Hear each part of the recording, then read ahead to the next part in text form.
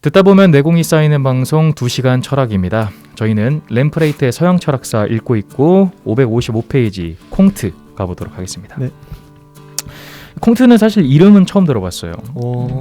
콩트에 대해서 좀 간단한 인물 소개 좀 부탁드려도 괜찮을까요? 이분이 1798년에서 1857년까지 사셨고요. 벤담하고 비슷하게 미라고도 비슷하게 살았네요. 예, 네. 프랑스 파리에서 살다 죽었다고 합니다.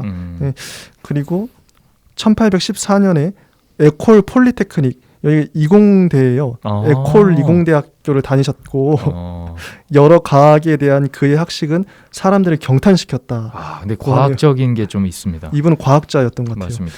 그리고 이 콩투의 부모는 카톨릭 교도요 왕당파였으나 콩투는 여기 보면 그 비정교적 도덕론자 해가지고 시큘러리스트였대요. 시큘러리스트가 되었고 또 공화주의자가 되었다. 이런 말이 나오고 사회주의 지도자였던 당시의 그 사회주의 지도자였던 생시몽과 여러 해 동안 친하게 지냈으나 나중에 갈라서고 뭐 이렇게 이런 과정을 겪었다고 하네요. 꼭 영향을 받은 사람이 있죠. 사회주의 영향을 많이 받은 것 같아요. 그리고 1845년에 뭐 드보 부인이라는 분이 있는데 친한 벗이 되었는데 이듬해 그녀가 또 죽었대요. 사별을 한 거군요. 네, 근데 이분의 영향을 받은 게 이 우정이 인간사에 있어서 정서의 역할이 얼마나 중요한가를 깨닫게 하는데 도움이 됐다고 합니다. 맞습니다. 여기 좀 이따 나옵니다. 네, 이번에 진짜 나오고, 근데 책이 실증주의 철학 강의 6권을 내셨고, 실증주의 정치체계, 그 다음에 실증주의 협회를 창립했대요. 근데 마지막에 이분 되게 인류교. 저는 깜짝 놀랐어요. 인류교라는 종교를 만드셨다. 인류의 종교를 만들었어요. 교주십니다. 네, 교주예요. 네. 요 정도 양력이 있습니다. 이분은 이제 두 가지의 큰 맥락에서 그 실증주의에 대해서 오늘 논해볼 거고요. 네. 두 번째는 인류교에 대해서 논해볼 건데 이 실증주의와 인류교의 그 나아가는 과정들 그리고 이 사람의 취지를 좀 들어보시면 좀 재밌을 것 같아요. 이 콩트를 공부하는데 가장 핵심 같습니다. 맞습니다. 콩트. 자, 이제 실증주의를 가보면 실증주의의 의미를 뭐 원래 사전적 정의는 그런 거잖아요. 그러니까 실제 증명할 수 있는 것들을 중심으로 하는 주의인데 그런 건가요? 원래는 실증주의를 그렇게 표현하죠. 실제 증명이 가능하냐. 그래서 과학적인 사람이라고 아까 표현했던 것도 분명 있을 테고. 근데 이제 램프레이트에서는 이 램프레이트는 이거를 의미를 이렇게 써놨더라고요. 예. 인류 문명의 진보 가능성 이거 플러스 자기의 과학 연구로 과학적 지식의 확실성의 확신 이거의 결합체다. 말도 되게 어렵게 써놨어요. 근데 간단히 말하면 그런 것 같아요. 진보를 믿는 거. 그죠? 근데 이게 과학적으로 가능하냐? 맞아요. 진보를 믿는다는 게 그냥 인류의 미래를 낙관적으로 본 거잖아요. 그렇죠. 근데 오늘날은 낙관적 디스토피아밖에 생각이 안 나는데 그때 당시에는 확실히 그 사회적 분위기가 뭐 산업혁명이 일어나고 진짜 인류가 엄청 발전하겠다 이런 꿈에 젖었을 것 같아요. 과학적이면 더 그럴 수 있을 것 같아요. 더 이제 과학이 이렇게 무궁하게 발전하고 있어. 그러니까 인류의 진보를 과학적으로 만들 수 있다라는 게 이 사람 실증주의의 취지였다고 생각하시면 될 것 같아요. 결국엔 또 과학하고 연결이 되네요. 맞습니다. 네. 그래서 표현하는 게 사회학이라고 불러요. 사회학은 과학이다 이렇게 표현을 합니다. 자, 그럼 과학이면은 정밀한 실증인 거예요. 맞아요. 뭔 말이냐면 여기서 사회학으로 도덕, 정치, 종교 이렇게 논하거든요. 도덕, 정치, 종교. 근데 도덕, 정치, 종교는 실제 증명할 수 있는 완벽하게 정의할 수 있는 게 아니잖아요. 방금 저희 공리주의 때도 이야기했잖아요. 안 되죠. 안 되죠. 근데 이 사람은 사회학은 과학이다. 그래서 완전하다. 과학과 같이 다룰 수가 있다. 이렇게 좀 믿었었나 봐요. 이런 취지가 좀 있었습니다. 원래 인문학적 주제들인데 이거를 그냥 정성적인 지표들인데 정량적으로 보려고 그랬다. 맞습니다. 이따 또 얘기하죠. 맞습니다. 그래서 이 실증주의는 철학을 이 사람이 취재했었던 거는 과학도 좋아했으니까요. 이 철학을 과학과 같은 그 지식의 기초로 만들 생각이었다. 이렇게 표현도 합니다. 맞습니다.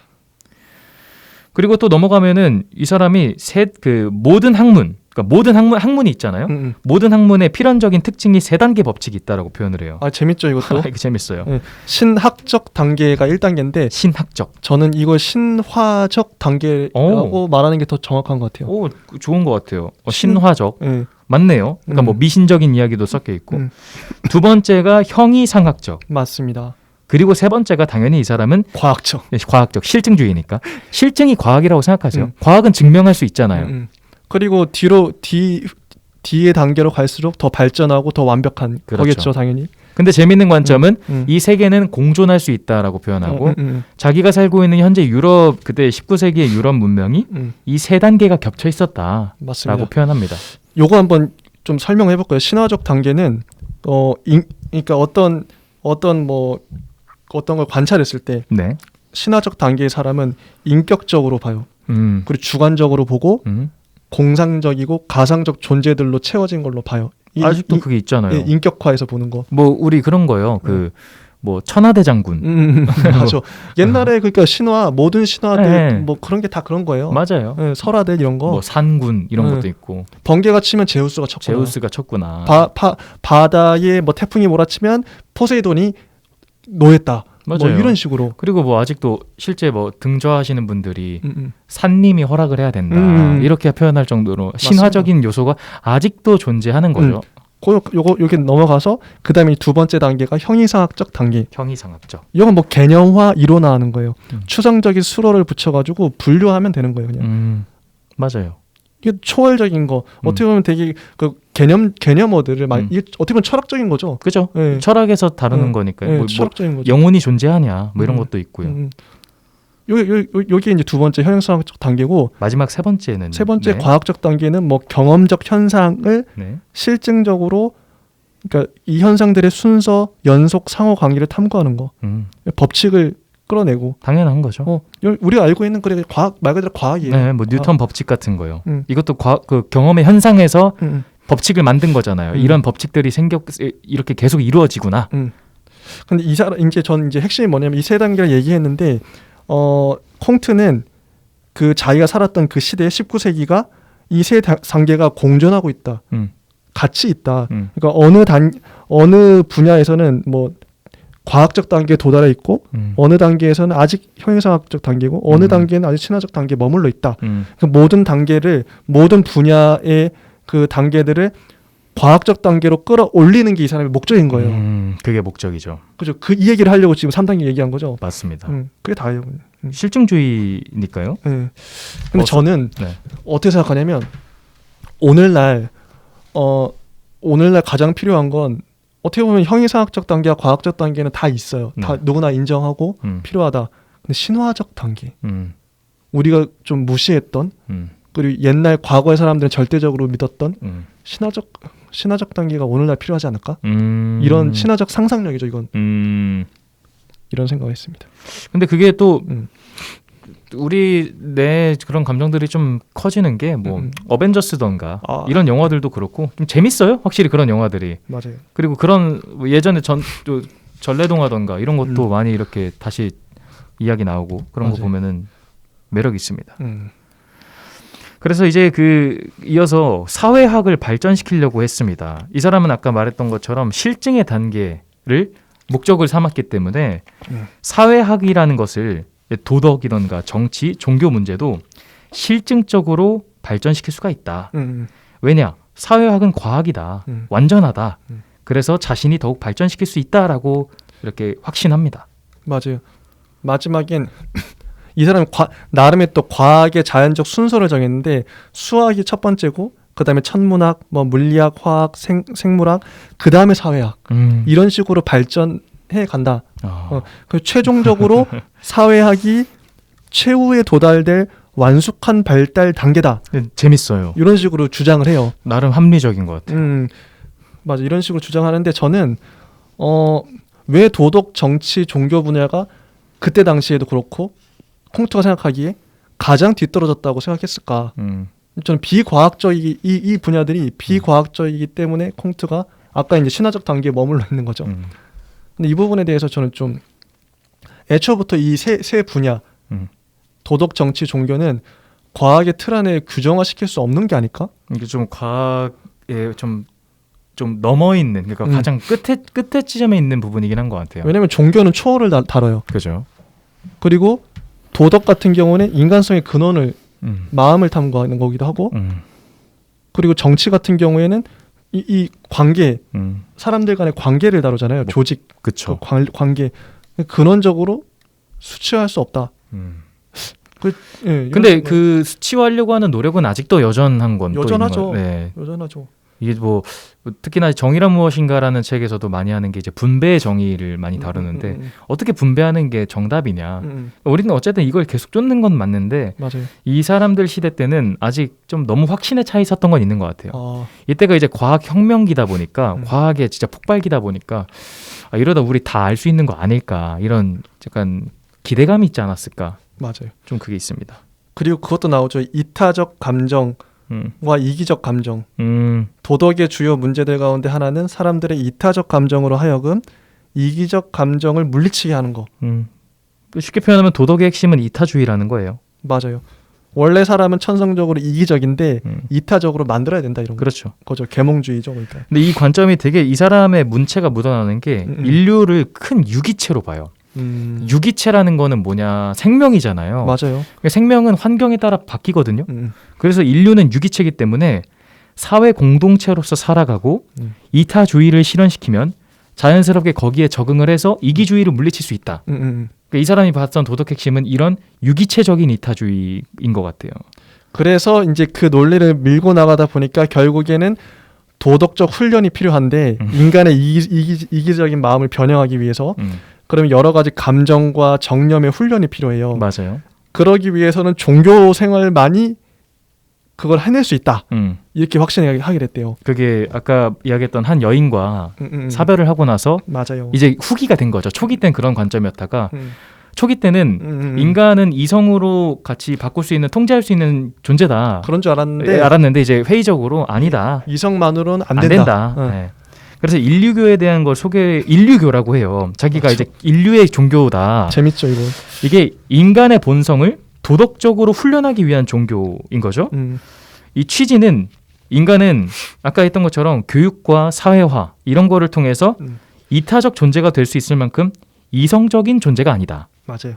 그래서 목적은 이 종교를 통해서 인간 본성을 훈련하는 거다. 네. 인간성을 향상시키고 사상과 실천을 실증으로 만들고 공동선, 이타심 이거를 과학적으로 만드는 게 교리예요. 어떻게 보면 근데 이게 종교라고 보기 또 애매해요. 네, 매력이 있었어요. 왜냐면 신이 없기 때문에 이거 신을 믿는다기보다는 어떤 집단이고 단체인데 약간 사회단체? 사회단체 같기도 해요. 그냥 이름이 종교라서 그렇지 진짜 그러니까 그 사회단체성을 좀 뛰어넘고 싶어 했던 것 같아요. 근데 나름 이제 이분이 또 세심하게 축제일을 정해서 인류의 고귀한 봉사자로 선택된 사람들을 그 사람을 닮아라. 이 인격, 그 공헌 이런 걸 한번 명심해라. 재밌어요. 그런 축제일을 정하기도 하고 그다음에 뭐 나름의 이제 뭐 정화하는 의식 같은 것들을 하기도 하고 세계 문학에서 요 교육적 목적을 위해서 좀 이런 문화가 읽었으면 좋겠어. 그럼 몇 개 뽑기도 하고 이런 식으로 했대요. 근데 진짜 교육 단체 같아요. 단체 같죠. 이거 종교라기보다는. 근데 이 사람 취지는 공감 가는 게 또 과학자였으니까 또 과학으로 안 되는 게 있나 보다라고 하면서 종교적인 입장까지 발전시킨 게 아닐까? 맞아요. 생각이 듭니다. 확실히 종교도 만들고 또 협회 실증주의자 협회도 만들었대요. 실증주의자 협회. 근데 이분의 이런 활동들이 저는 어쨌든 액션을 많이 하잖아요. 자기 이론만 내는 게 아니라 다른 철학자들은 이론만 내고 자기 책만 내고 그냥 끝내는 경우도 많은데 확실히 이때부터는 뭔가 아까 공리주의도 봐봐요. 공리주의도 자기네들끼리 막 그룹을 만들어가지고 막 뭔가 액션을 한단 말이에요. 여기도 이제 실증주의도 액션을 해요. 막 협회도 만들고 종교도 맞아요. 실제로 종교를 만들었는지 모르겠는데 어떤 활동이 아직도 있는지 모르겠는데 인류까지 만들었으니까 액션에 많이 그러니까 저는 이런 부분이 마음에 들더라고요. 실천력. 우리가 좀 지금 우스워 보여도 그래도 저도 이제 어떻게 보면 단순히 이론만 내가 가져가는 게 아니라 어떻게 보면 우리가 하는 이 유튜브도 그렇고 어떻게 보면 액션이죠. 우리 나름의 이런 걸 더 발전시켜서 뭔가 할 수 있을 것 같고 재밌는 일들을 좋은 것 같아요. 개인의 사상에서 항상 멈췄다가 이제 정말 단체가 되고 맞아. 사회를 정말 송두리째 바꿀 수 있을 만한 그 파워를 조금씩 가지게 되는 것 같아요. 맞아. 개인이 단체가 되다 보니까. 행동력에 있어서는 이분들이 그 이전의 철학자들보다 낫다. 그거는 동의합니다. 진짜. 논리나 뭐 이런 세계관 이런 거는 못할지 몰라도 행동 액션을 취하는 이런 모습만큼은 너무 긍정적으로 좋게 보였어요. 야, 생각해 보면 그러면 또 플라톤 이런 분들도 참 대단하네요. 아, 생각도 하고 학교도 만들고 아카데미아 아카데미아도 만들고 그게 핵심이죠. 이분은. 아리스토텔레스도 뭐 리케이온도 만들고 아카데미를 만들었기 때문에 제자들이 플라톤의 책을 또 이제 후대에 전수할 수도 있고. 이래서 플라톤을 넘을 수가 없다는 말이 아, 자꾸 공부할수록 좀 생각이 나긴 하는 것 같아요. 이미 그 시절에 다 해놨어. 다 해놨다. 뭐 그게 깊진 않아도 뿌리긴 다 뿌려놨다는 생각이 들어서 플라톤과 자꾸 대비해 보게 되는 그런 거 재밌는 것 같습니다. 근데 콩트는 내용은 여기까지 거의 다 한 것 같아요. 콩트 끝. 네, 콩트 끝. 쿨하게 끝냅시다. 오늘 시간 분배 좋은데. 좋습니다. 콩트도 말씀드렸지만 사실 저희가 논리적 해석을 도울 게 없어요. 끝이 더 할 것도 없어요. 네, 이게 뭐 관념이 뭐고 오성이 더하면, 뭐며 이 필요 없는 것들이라. 사족이에요, 사족. 네, 그래서 그냥 끝내겠습니다. 네. 저희 그럼 3부 때 찾아뵙도록 하겠습니다. 네.